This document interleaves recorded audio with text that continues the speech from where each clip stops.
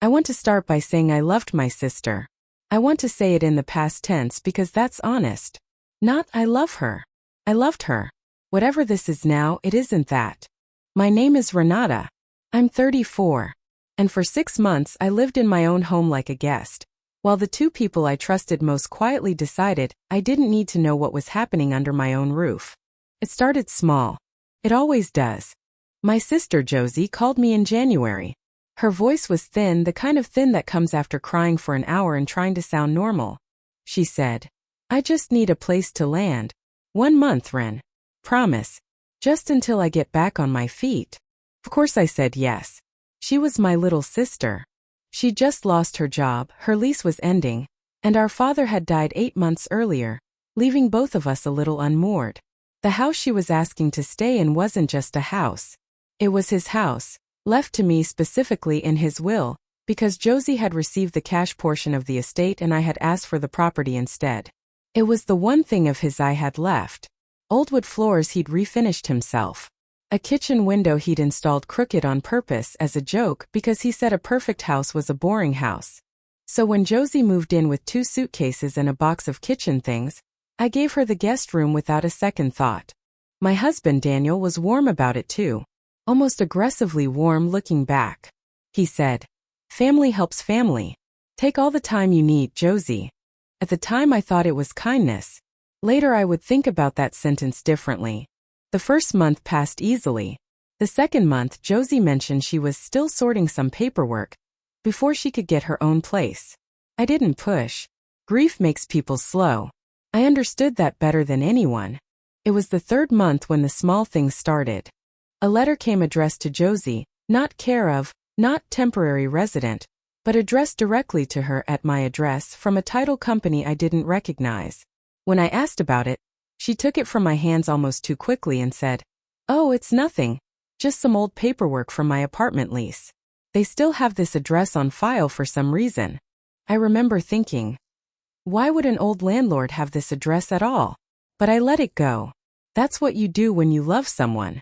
You let the small strange things go one at a time, until they've quietly added up to something enormous. Then there was the locksmith. I came home early one afternoon to find a man rekeying the side door. I asked Daniel about it that night. He said, "Josie mentioned she felt unsafe with the old locks. I told her to just handle it, it's not a big deal." Not a big deal.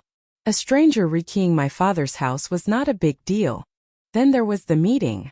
I saw it by accident through the kitchen window, Josie in the driveway with a man in a gray suit, both of them looking down at a folder of documents, Josie nodding slowly, her arms crossed the way she does when she's nervous but trying not to show it. When I asked her who he was, she said, "Oh, just someone helping me sort out Dad's estate stuff.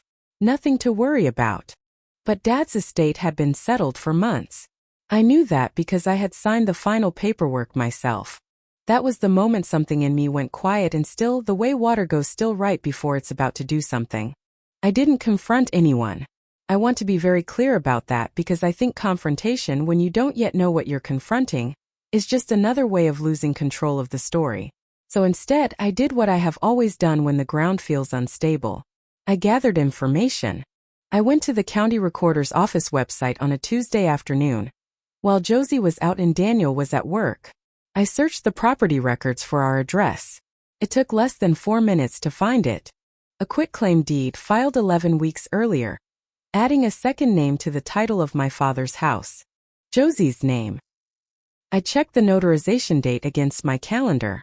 That week, I had been 400 miles away at my aunt's funeral, with 4 other family members who could vouch for exactly where I was standing when that document claims I stood in front of a notary and signed away half of my father's house. I didn't say a word that night. I made dinner. I asked Josie about her day. I have never in my life felt so calm while being so afraid. The investigation took another 2 weeks. Quiet ones. I contacted a real estate attorney under the pretense of reviewing my late father's estate paperwork. I requested the notary's log from the state registry. I cross-referenced dates.